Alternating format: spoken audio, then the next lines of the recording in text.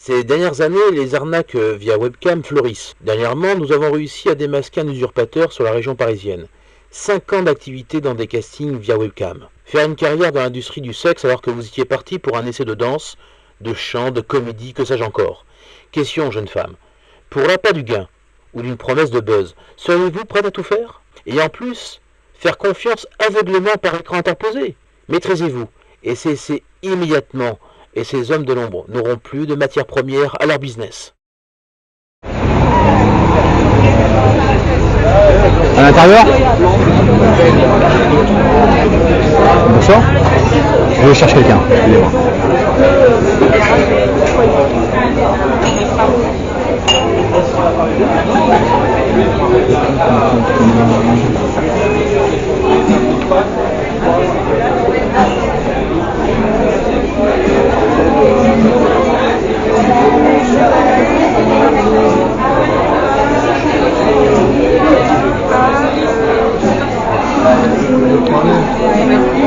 Bonsoir. Bonsoir. Vous pouvez venir. Merci, bonsoir. Bonsoir monsieur. Bonsoir. Voilà, je vous remets ça. Oui. Je me présente. Je suis James Chabert. Oui. Alors James Chabert, hein, vous lisez. Oui.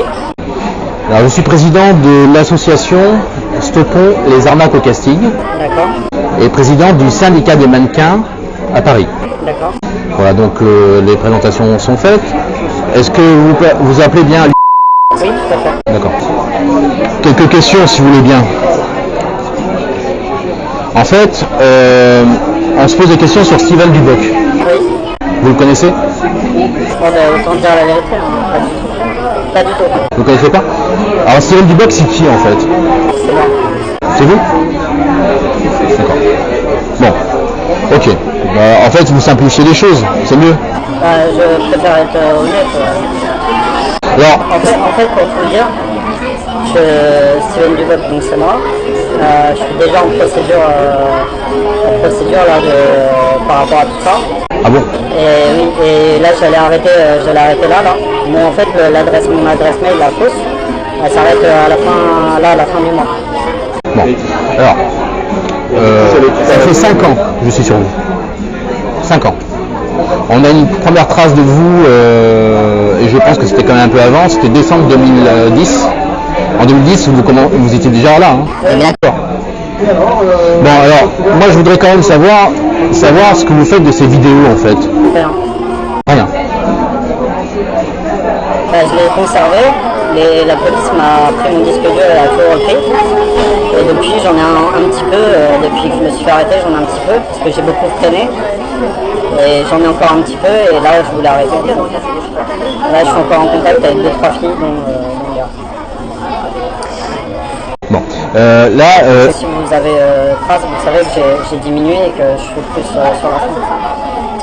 Mais en fait, alors il y a une procédure, mais c'est quand même incompréhensible. Vous risquez quand même gros. Oui, je sais. Et vous continuez quand même. C'est difficile. C'est mental. C'est parce que c'est une addiction. C'est parce que c'est une habitude. D'habitude. C'est devenu une habitude. Et le problème c'est que là je diminue. Et là je me suis fixé une date en me disant le 31 octobre mon adresse s'arrête. Là je pensais même acheter un nouveau PC, repartir de zéro. Et en février en plus j'ai la procédure où j'aurai du sursis ou de la prison. Non, vous aurez du sursis. Vous voyez bien comment ça dégénère, parce que maintenant je suis sur le coup. Alors, vous avez la police. Vous voyez bien comment je Je suis là. Il y a des gens qui quand même commencent à s'interroger. Oui, mais vous voyez bien. Il faut que vous arrêtiez. Hein.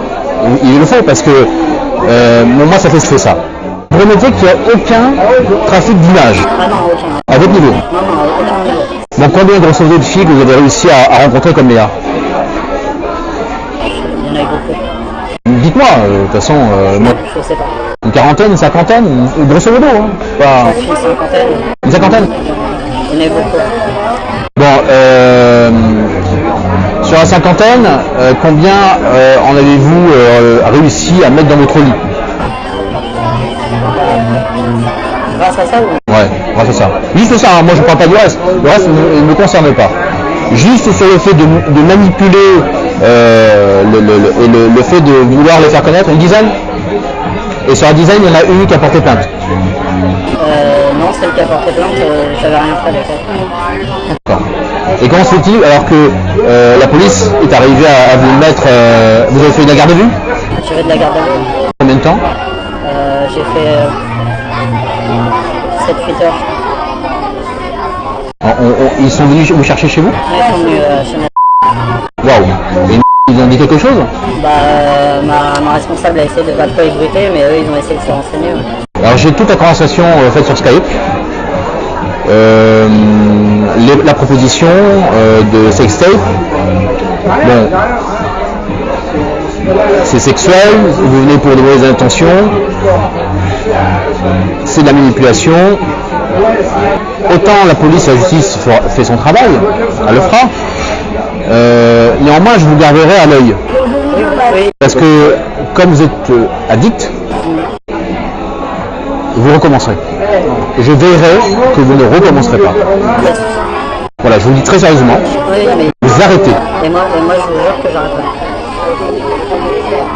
Il y aura une sentence, ça ne sera pas ce que vous croyez, c'est-à-dire la peine ferme, ce ne sera pas ça, ce sera du sursis. Je vous le dis, je vais veiller au grain.